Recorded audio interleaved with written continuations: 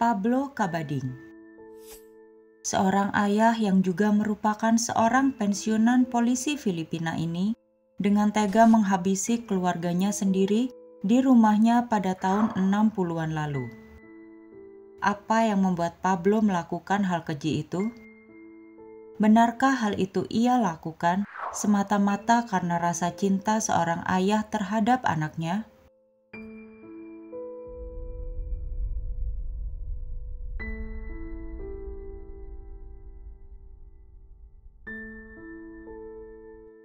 Pablo Cabading yang saat itu berusia 48 tahun, dulunya adalah seorang anggota kepolisian bagian investigasi kasus kriminal di Filipina.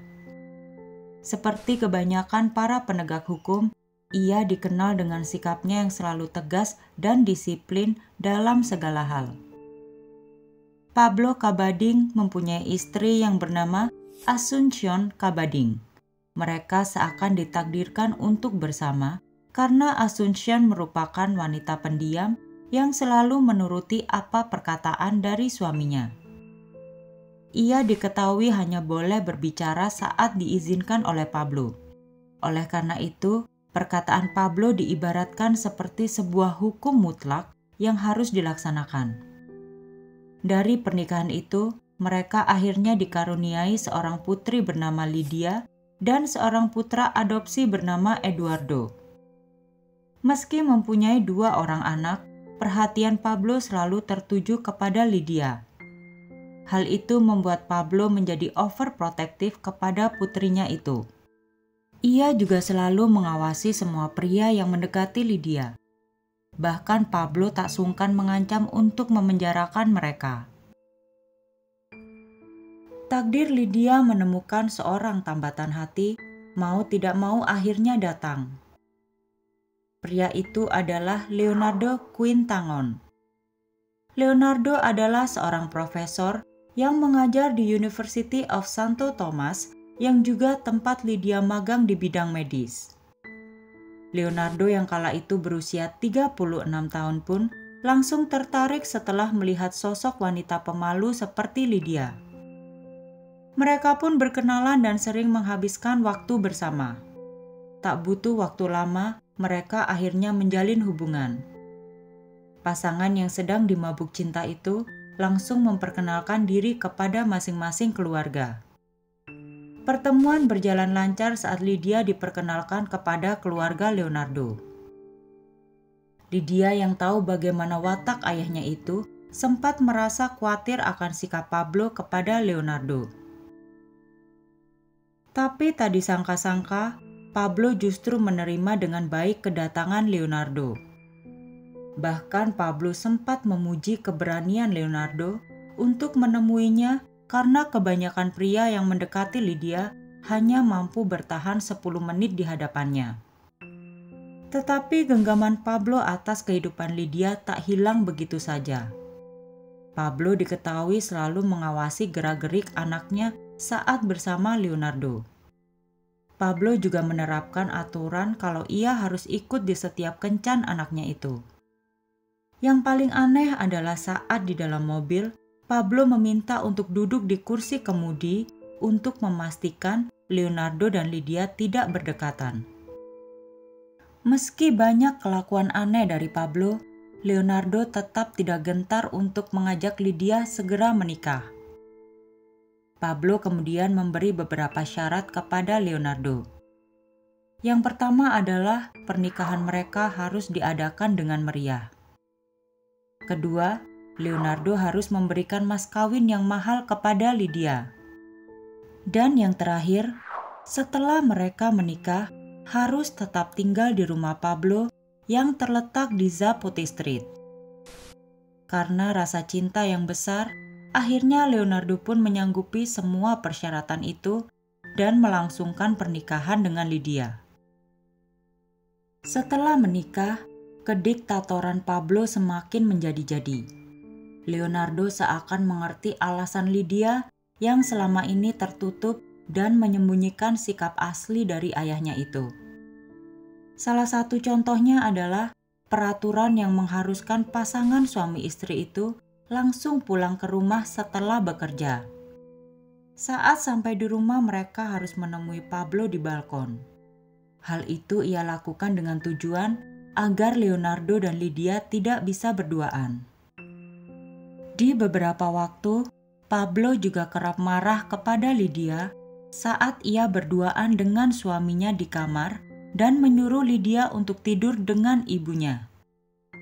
Hal itu pun membuat Leonardo sering tidur sendiri di kamarnya. Pada titik ini, Leonardo mulai muak dengan sikap Pablo. Oleh karena itu, Leonardo memutuskan untuk keluar dari rumah itu dan hidup sendiri. Sedangkan Lydia seakan tidak berdaya oleh perintah ayahnya untuk tetap tinggal di rumahnya. Saat pisah rumah, Leonardo dilarang untuk bertemu dengan Lydia.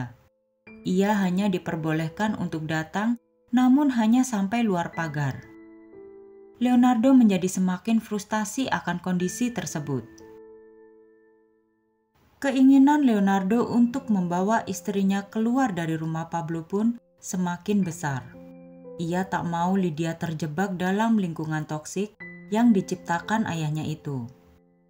Mendengar hal itu, Pablo kemudian mengancam Leonardo dengan kata, "Jika Lydia ikut denganmu, maka aku akan langsung membunuhnya di depan matamu." Ancaman itu dianggap serius oleh kakak Leonardo dan menyarankan ia untuk membawa senjata api untuk berjaga-jaga. Namun Leonardo menolak saran itu. Di kondisi seperti ini, Leonardo seakan tak bisa berbuat banyak. Setelah pisah rumah dengan Lydia, kediktatoran Pablo semakin tak terkendali. Satu waktu Lydia yang sudah menyelesaikan pendidikannya itu akan diambil sumpahnya sebagai dokter. Pablo melarang Leonardo datang ke acara tersebut dengan alasan Pablo lah yang membayar semua biaya pendidikan Lydia, bukan Leonardo. Leonardo terus mencari cara agar bisa bertemu dengan istrinya itu. Ia kemudian datang ke rumah sakit tempat Lydia bekerja. Seperti yang sudah terduga, ia malah mendapati Pablo di sana. Keesokan harinya, Lydia diketahui sudah tak lagi bekerja di rumah sakit tersebut. Setelah beberapa waktu berlalu, Leonardo mendapat kabar bahwa Lydia tengah mengandung. Ia lalu mengirim uang untuk memenuhi semua kebutuhan Lydia dan anaknya. Namun lagi-lagi, Pablo mengembalikan semua uang itu kepada Leonardo. Rentetan sikap konyol ayahnya itu rupanya juga membuat Lydia merasa muak. Ia kemudian nekat menelpon Leonardo dan meminta untuk dijemput saat itu juga karena Pablo yang sedang tidak ada di rumah. Leonardo dengan sigap meluncur ke rumah Lydia dan berhasil membawanya ke salah satu rumah keluarganya di Cavite. Saat dalam perjalanan, Leonardo memperingatkan adik-adiknya untuk menjaga ibunya yang saat itu berada di Santa Mesa. Hanya berselang beberapa jam, sebuah taksi berhenti tepat di depan rumah keluarga Leonardo di Santa Mesa. Pablo Cabading keluar dari taksi tersebut dan berteriak memerintahkan Lydia untuk keluar. Mengetahui hal tersebut, adik dari Leonardo yang bernama Jane dan Nonilo pun mencoba menenangkan Pablo. Mereka menjelaskan kalau Lydia tak berada di Santa Mesa, tapi sedang bersama Leonardo. Mendengar hal itu, Pablo kemudian kembali ke taksi dan mengambil sebuah senjata api yang ia simpan di dalam sebuah box. Ia lalu menodongkan senjatanya kepada Jane dan mengancam akan menembak semua orang di sana jika tak segera mengeluarkan Lydia. Di tengah ancaman itu, Jane masih berusaha menenangkan Pablo karena banyak orang yang sedang memperhatikan mereka. Tak ingin reputasinya sebagai penegak hukum menjadi buruk, akhirnya Pablo menurunkan senjatanya dan memberikan kesempatan untuk keluarga Leonardo agar mengembalikan Lydia sebelum tengah malam. Kejadian genting itu akhirnya diceritakan kepada Leonardo dan Lydia yang saat itu berada di Cavite. Mendengar cerita tentang sikap beringas dari ayahnya, Lydia tiba-tiba menangis. Lydia mengaku selama ini ia tidak pernah merasakan kebahagiaan dan ketenangan karena sikap overprotektif dari Pablo. Leonardo dan ayahnya kemudian nekat untuk menemui Pablo di rumahnya dengan harapan bisa meredakan emosi Pablo. Sesampainya di sana, Leonardo dan ayahnya sempat kaget dengan sikap ramah dan baik yang ditunjukkan oleh Pablo. Malam itu semua nampak baik-baik saja. Keesokan harinya, Pablo menelpon ke rumah keluarga Leonardo di Santa Mesa dan memberitahu bahwa ibu Lydia telah jatuh sakit. Lydia ditemani Jane dan Nonilo menuju rumah Pablo. Sesampainya di sana, mereka melihat ibu Lydia yang sedang terbaring di sofa. Lagi-lagi semua itu hanya akal-akalan Pablo agar Lydia kembali pulang ke rumah itu. Beberapa saat kemudian, Leonardo datang untuk menjemput Lydia. Setelah sempat berbincang ringan, Pablo menyuruh Leonardo, Lydia dan juga istrinya untuk ke ruang di lantai atas dengan alasan agar pembicaraan bisa lebih private. Beberapa saat kemudian, adik dari Leonardo mendengar 3 suara tembakan dari lantai atas. Jane kemudian menyuruh Nonilo untuk segera menelpon pengacara keluarganya dan juga polisi. Saat polisi datang, terdengar suara teriakan dari dalam ruangan lantai atas. Betapa terkejutnya polisi saat mereka melihat ruangan sudah dipenuhi dengan darah. Mereka menemukan Leonardo, Lydia, dan juga Pablo sudah terbaring tidak bernyawa. Sedangkan istri Pablo masih hidup walaupun mengalami luka tembak di sekujur tubuhnya. Besar kemungkinan kejadian itu berawal dari perdebatan yang memanas antara Pablo dan Leonardo. Lydia tewas setelah berusaha melindungi suaminya. Ibu Lydia kemungkinan tertembak saat ingin melindungi Lydia. Sedangkan Pablo melakukan bundir. Peristiwa ini pun membuat publik Filipina tercengang. Mereka mempertanyakan bagaimana bisa seorang ayah bertindak sejauh itu.